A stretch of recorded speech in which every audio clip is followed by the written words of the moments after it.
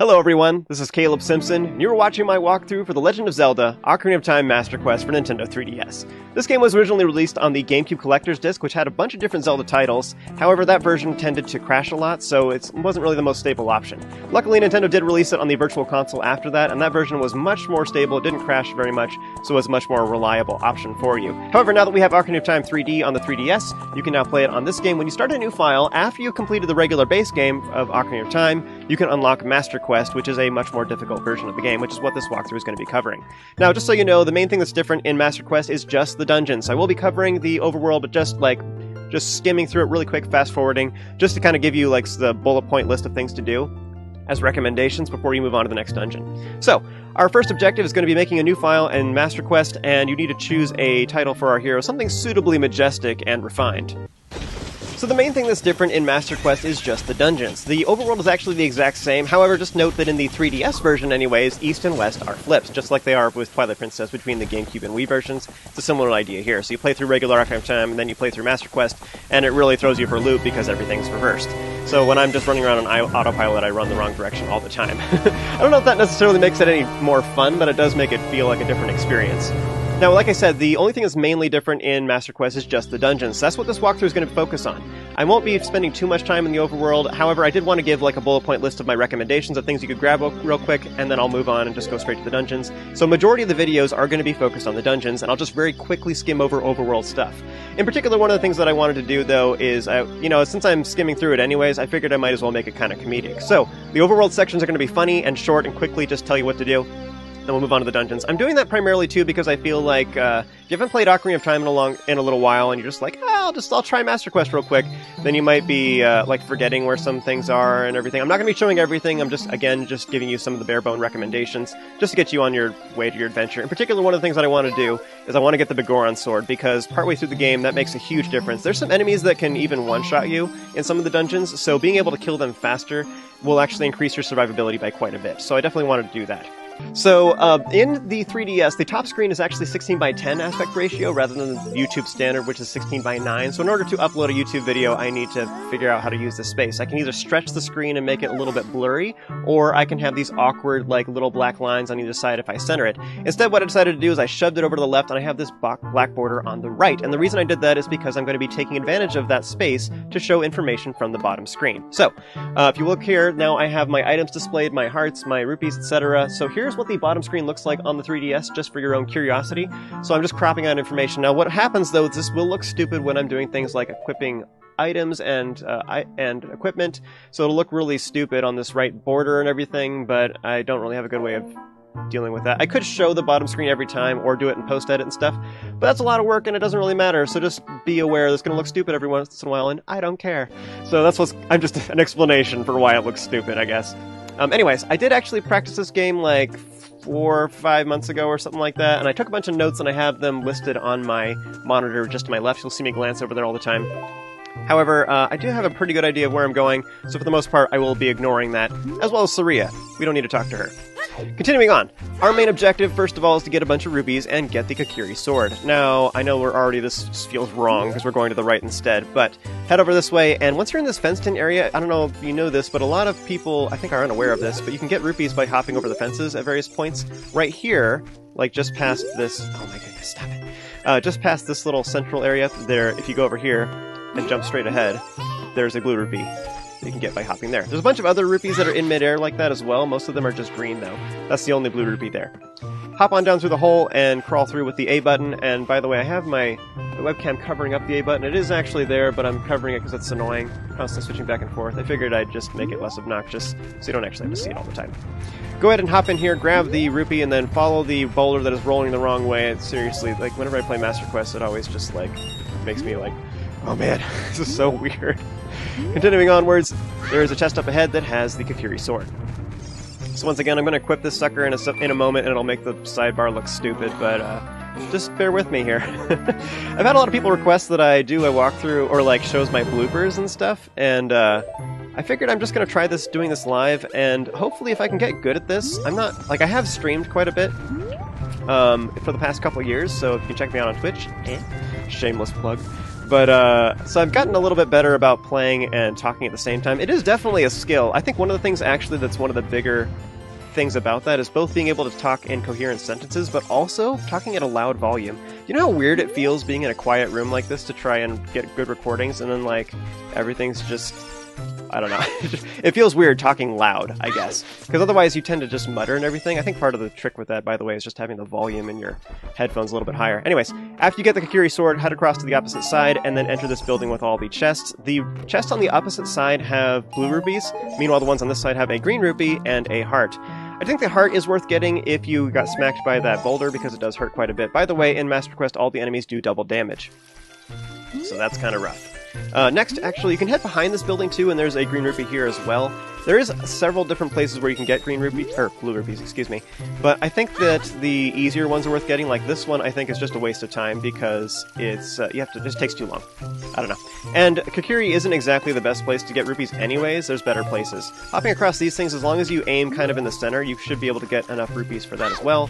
Head across the way. This particular room has some jars, and the one on the far side has a blue rupee. The closer one only has a green rupee. All we care about is the blue one, though, and this will reappear every time you enter this building, so you can leave and re-enter repeatedly. I think that's probably overall the fastest way to get rupees in Kokiri. Next, we hop across to the other side. You can ignore this girl right here. I'm just going to button mash through all this. Stop. And then inside, you can get another blue rupee, which is behind the shopkeeper over here. So go behind the desk. You can hear it. You can't actually see it, but there's another blue rupee. Go ahead and purchase the Deku shield, and we're going to go ahead and equip that sucker real quick. And again, this will make my sidebar look really stupid for a moment, but just bear with me. It's all according to plan. Ta-da! Deku shield. Heading back outside, we're going to go talk with everybody's favorite Kokiri, Mido. This guy just, like, irritated me. I always thought it was weird. I always felt like, when I got to this point, all I could think about was like, you know what? Go back to being a town and adventure of Link. I don't want you to be a person anymore. Now, just remember that because the enemies do a lot of damage, things like this, so you accidentally walk into these guys, they do a heart of damage, I believe. Yep. So they normally do half a heart of damage, but because they do a whole heart, it's just awful. I do think that you should grab these because Deku sticks will do a lot of damage and stuff anyways, but it is nice to have them ahead of time for this dungeon. You can just ignore everything the Deku tree says. We don't care. If you want to see cinematics of this game, then I'd recommend you refer to my original Ocarina of Time walkthrough or some other playlist. But this one, again, for the overworld, I'm pretty much just skimming through everything, and I'll be focusing primarily on the dungeons. I figured I'd show this whole area because it's just a tutorial real quick of how to get all the rupees real quick. But for future overworld areas, I'm going to be just skimming through it really fast, lots of fast forwarding, and I'll just show the bare bones. Alright, so run forward and enter the Deku tree. Ah yes, first dungeon, info dump galore. So, I find this dungeon kind of annoying, because even in Master Quest, like, Navi just won't shut up. She talks about all kinds of crazy stuff as soon as you touch something for the first time. I'd actually recommend you touch a torch right away. Oh, she doesn't even do it here? Oh, that's annoying. Anyway, I guess that doesn't matter. So, go ahead and slash some of these bushes to heal yourself in case you got hurt outside. Or it could just not work. There is this Skulltula. Yeah, how do you even pronounce it? It's Skulltula? It's spelled Skulltula. It's pronounced Skulltula. Skullwaltula. Skullwaltula? Skullwaltula? Is that how you... I don't know. Let me know in the comments what you guys think. Anyways, in Master Quest, they are much more awkward to sneak past. So, they move really fast. So, they're much more difficult to do that with. So, as I was explaining earlier, the dungeons in Master Quest are significantly harder. The enemies do more damage, but the puzzles are very different. Now, one of the first things you want to do is when you hop across here, usually this keys is just right here at the edge. You can't actually see it from there, but you want to hop across and immediately use your shield to stop it from hurting you. The keys will hurt you quite a bit. Now, if you can, awkwardly here, if you can kill this guy first before the egg hatches, it's awesome. Otherwise, if you touch this torch, then Navi will start talking. See if you can kill it. Nope. You can see how that's pretty deadly. There's another one on the ceiling. Make sure you kill that one too. I actually find these guys kind of awkward. If they're above you like that, they can land on top of your head and deal damage to you anyways, which is pretty rough. Anyways, go ahead and open the chest to get the map, and then there, inside the crate nearby, there is the first Gold Skulltula. Something to know about Gold Skulltula is they do an entire heart of damage in regular Ocarina of Time, meaning that in Master Quest they will do 2 hearts of damage. So if you're currently missing a heart from that fight, this guy will kill you if you stand too close. So, kind of rough. This room we can't go in yet, so instead go up the vines. Left side is shorter, right side is longer. Okay, so go up the vines. Something to know, cool fun fact. In Ocarina of Time, it actually is a thing. You don't really see this in Ocarina of Time, but you see it in Majora's Mask, where keys will fly into torches and light themselves on fire to become fire keys. I think the only place in Ocarina of Time where you can technically see this happen is there's some keys in the distance in one of the rooms in the Fire Temple after you get the Megaton Hammer, where they will do this. So this is an example where this will happen up ahead. I'm going to kill this key ahead of time, but this torch, once you step on the switch, it will light it on fire. This will burn away the cobwebs, but now that because that's lit, the keys will fly away, then it will come back and fly into the torch and light itself on fire and try to burn you. Now, the reason I point this out is because it can do additional damage and burn your Deku shield. So if that happens, you'll have to go repurchase it either in Kokiri or you can get it from a business scrub in here. However, inflation is the worst. The Deku scrub here, or business scrub, will charge you 50 rupees rather than 40. I mean, not that rupees are that big of a deal, but whatever. Up ahead. You want to kill all the enemies in this room? A couple things you can do. I would recommend... I don't know. If you get too close, then they'll activate. Something you can do, too, that's kind of fun is... Let's try this real quick. Items. Boom. Like that. Yeah. Okay. Something you can do. Can I do it? Actually, can I do it from down here? Yeah, dude. That's awesome. Okay. I think that one doesn't work. These ones are on the ceiling. Okay. So, stop. No, run away.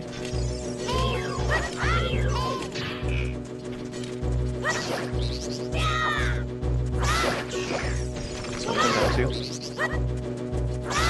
If you're really aggressive, you can just run. But, okay, there's one more over there. But yeah, Deku nuts for the win, though. Okay, step on this. This torch in the middle leads to... let's just kill this guy. I win. The torch in the middle, if you light the torch with a stick and hit the one in the middle, then it will make a small chest appear on the other platform that has 5 rupees. Yes, so it has a blue rupee, according to my notes. But yes, this is the Slingshot. Just so you know, generally speaking, the Slingshot does more damage than... Well, that's not entirely true, I guess. Deku sticks can do more damage if you use a jump attack, in a lot of cases. But otherwise, the Deku seeds that you get from the Slingshot are better. Equip that real quick. Again, my little sidebar thing looks stupid at the moment, but just bear with me. By the way, let me know what you guys think of this commentary. I'm doing it all live. This is the first live walkthrough I've ever done. I've always done... post-commentary for all my stuff, but anyways, get the 5 rupees if you want to. I don't think it's worth getting. Here's that keys. Maybe I should... You know what? In fact, let's just get out. I want to show it. The thing's scary, but it'll run towards you as soon as you cut out. So you want to immediately use your shield or stab it, but if you wait too long, it'll set itself on fire. Gasp, look how cool that is. But it can remove your shield, so be careful. Now up ahead, by the way, did you know that these guys, if you kill them, like you hit them right now, they're sitting rigid. If you kill them right now, they'll turn into a stick, but if you wait until they come back to life and start trying to munch you again, they'll give you a nut when they are defeated instead. So you can get 2 different items from that one enemy. Up ahead... Oh, that did not work. That is not what I meant to do. That works. Okay, fine. Sure. Anyways, as an alternative to that, what you can do is light a stick on this torch, and then roll. Boop. That floor switch we hit up above lit this torch as well. So that's how that happened. Okay, now, optionally, that's all we had to do. You can go ahead and move on either by hopping down through those cobwebs from the highest level, or by lighting it on fire with that. Here's this keys again. Make sure you use your shield as soon as you pop out, or as soon as you jump across this, so that it doesn't hurt you. Up over here. I believe these guys will respawn, so once again, you can do this. Boop. I'm just going to run across. There's another one that's on the ceiling. It'll hop down. Ignore it. Jump across. Light this if you wish. This one... Mid-torch. Okay, so this guy you can kill if you want to. A couple things you can do. You can just shoot him as well. Oh, my jump attack killed me.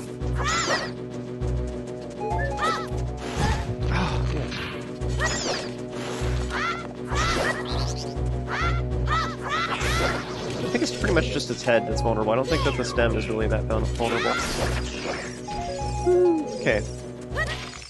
Deku sticks. I should have Deku nut. I should have done that earlier. Anyways, all you have to do in this room is actually just shoot this. You could technically run past. The problem is the room's kind of narrow, so if you try to run along sides, the giant Deku Baba could attack you. In regular Ocarina of Time, those giant Deku Babas are only seen in, like, the Forest Temple and a couple other places. I think that's pretty much it. I'm actually not sure if they're anywhere else in the game normally, but anyway, there's a couple of them here in Master Quest that are in various rooms. But they're big, and they shoot over your head, which is kind of rough. Let's do that. Yay, there you go. Don't jump to the middle because there is a, one of the big Skulltulas? Whatever. Big Skulltulas. A shooty. Pew pew. Pew pew. All we needed, this is the compass. You don't have to kill all the enemies in this room, doesn't really matter. So yeah, this whole area is optional. Next thing worth noting is there is this area. I'm actually not sure why Navi's flying over there green. Maybe you can use the Song of Time here, but regardless, there's another gold Skulltula up there.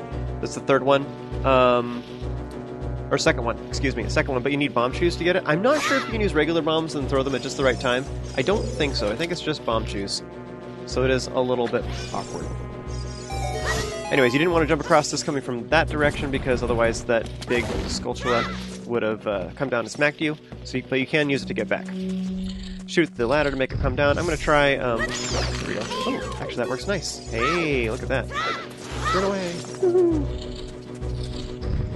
As a reminder, as I said earlier, if you didn't... if you didn't remove this, then you could have used this, light it, and then light the cobwebs up below that way.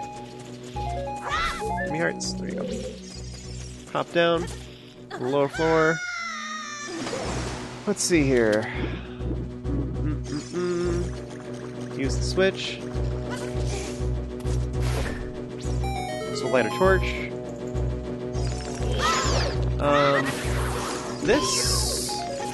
This switch over here just to my right, you can activate it if you want to, but it doesn't matter. Because it makes a chest appear on the opposite side. It just contains 5 rupees. Grab it if you want to. I think it's a waste of time. Let's see. This room, all you need to do is shoot this. Now at this point, I'm gonna try and rush and just show it. This is a trick here in this room. So what you do, this is a mechanic they don't explain in Ocarina of Time. You technically could have done this at any time. Oh my goodness. Please tell me it's not gonna burn out.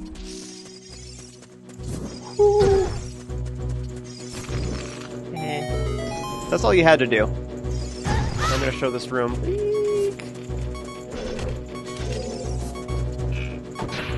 Now here's one question about this room. Can I reflect these back? Yeah, kill them. Yep. So I think the trick is...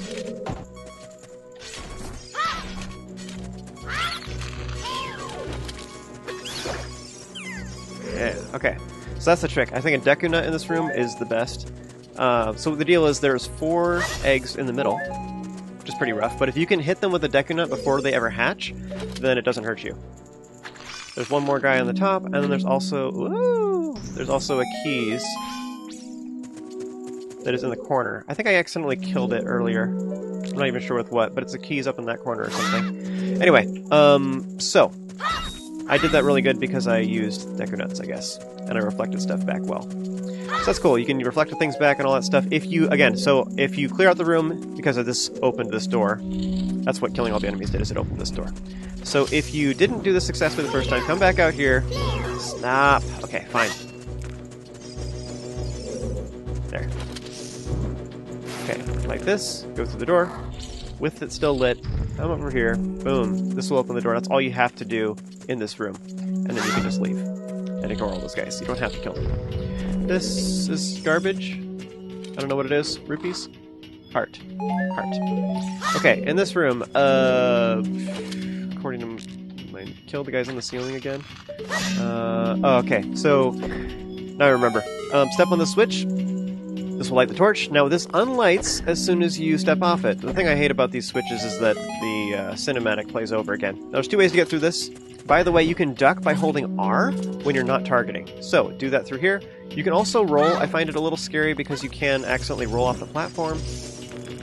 Unfortunately, that egg up above would land right here, and it can knock you back into the water. Or maybe it lands... Maybe it's right before this. Whatever, it's a problem, regardless. Kill this guy for more sticks if you need any. I think the easiest way to do... You know what? I've kind of been low on sticks, actually. So I'll do it. More hearts right there inside the bushes. I think the easiest way to deal with this guy... Actually, is that a thing? Yeah! Anyways, you can shoot him from behind, is what I was going to say. But then I was curious if he would, like, spin to win on me if I didn't do it right. Anyways, climb up. Go through the next door.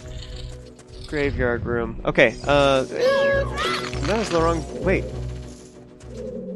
Did I go backwards? How did I manage that? Or are there two rooms that are similar? Oh, this is the room I was thinking of. That's why. Okay. I was mistaken earlier. This room just kill all the eggs. Okay. In regular Ocarina of Time, this bro gives you a clue for how to open the door that leads to Queen Ghoma. But in Master Quest, they don't do this. There's actually... I have a rant about that later, but I'll talk about it later. Anyways, kill all the enemies in there. There's the keys that's in the one corner. That's the one thing to know that's kind of funky about that room. But I think Deku Nuts are by far the best way to get through those kinds of rooms. You can kill a lot of eggs for a very short period of time. In this room, there is a gold sculpture that is on the ceiling. You can only get to it by standing on top of these gravestones and using the Song of Time back and forth. So you can be like, boop, boop, boop, make a couple of them, get up there. Once you have enough elevation, you can use the boomerang. I'm not sure if you can get through here as Adult Link. You might be able to, and then do the same thing using the hook shot or long shot as well. I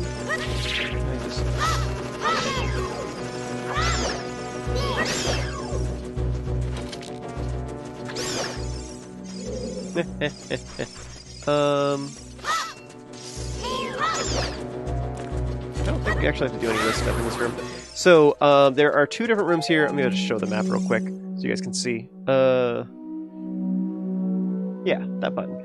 So in this room, there is I think all the chests that I didn't get are all blue rupees, by the way, so they're worthless. But anyways, in this top right corner, it leads to a small room that has a gold Skulltula. It requires the boomerang. In this room, there's the Skulltula is on the ceiling, also requires the boomerang, so I can't get either one. So next, to progress, all we have to do is step on top of the switch to light all the torches. Light them, run through here. Sneak past the bro. I think I'll kill it to get a Deku Nut, though. Again, if you kill it while it's being all munchy-munchy, it'll give you a Deku Nut. If it's, like, rigid and upright, it'll give you a stick instead. Crawl through the hole. So here we have another one of those giant Deku Babas. These guys are... They're kind of tricky as... Oh, you know what? Let's kill this guy first. This guy, I believe, he's quite the opportunist. But he will charge you 50 rupees for a Deku Shield. Yeah, 50. No, go away. Okay. Boop. Again, that'll give me a stick if I kill him right there. Kind of sad. Like, okay. There you go. Oh, wow, it gives you 3 of them? Sweet. That's pretty sweet. Or that's awesome. Okay. Once again, talk to the block. Navi will yell at you. Boo. Stop with tutorials, I know. Press the A button. Hold forward. As we're down here, we can go ahead and get some more seeds, I think, from these bushes.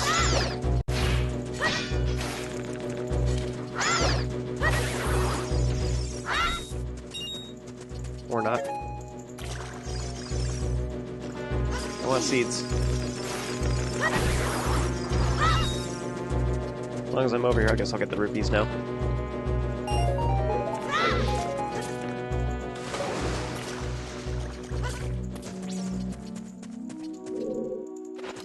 Oh, right. Okay, so, this just throws me for a loop. So, normally you hold the Deku stick pointing to the left, and so you want to run on the right side of torches so that it lights your stick. But in Master Quest, it's flipped, so I have to walk on the left side of torches to light my stick. It's just a bunch of little things like that in the game that, like, make me like, ah! There you go. Give me seeds. Hop down here. Now, this puzzle, I think, is really interesting in... I don't even understand why it's this way. So, the original hint for the order to kill these guys is 23 is number 1, so 2, 3, 1 is the correct order. However, in Master Quest on the GameCube, it is 3, 1, 2, which is just a weird order. 4, now it's 1, 3, 2, because it's flipped. So, interesting thing, the reason I pointed that out is because in the GameCube version, it just seemed like a random order that didn't make any sense, but because they flipped it, now it's the opposite of what it was in Ocarina of Time.